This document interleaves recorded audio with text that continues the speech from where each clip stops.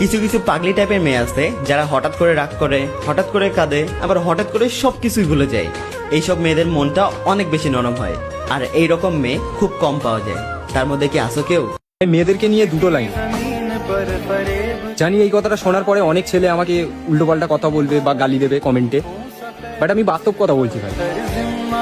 ভাই তুমি একটা ছেলে, তোমার কষ্ট হলে তুমি তোমার ফ্রেন্ডদেরকে জানাও বা তোমার বাবা মা তাদেরকে জানাও।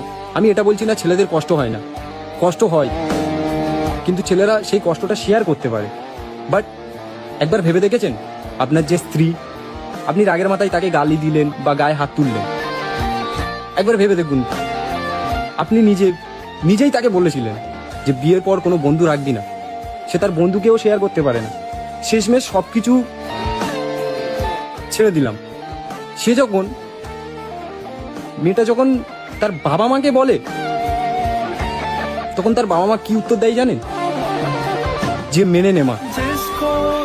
একবার ভেবে দেখুন তো সেই মেয়েটা কি ফিলিংস, মানে আমি বলে বোঝাতে পারছি না। মেয়েটা কার কাছে যাবে?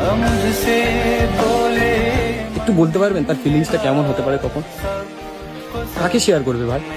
বিয়ের পর স্বামী সব কিছু, সেই স্বামী যদি তাকে গায়ে হাত তুললো, তাকে বকা দিল, গালি দিল, তাহলে সেই মেয়েটা যাবে কোথায়?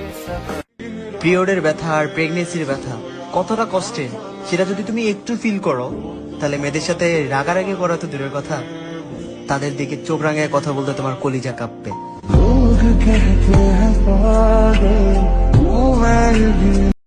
একটা মেয়ে ঠিক সেই সময় নষ্ট হয়ে যায় যখন একটা ছেলে তাকে সারা জীবন ভালোবাসার কথা বলে মাঝপথে তাকে ফেলে চলে যায়।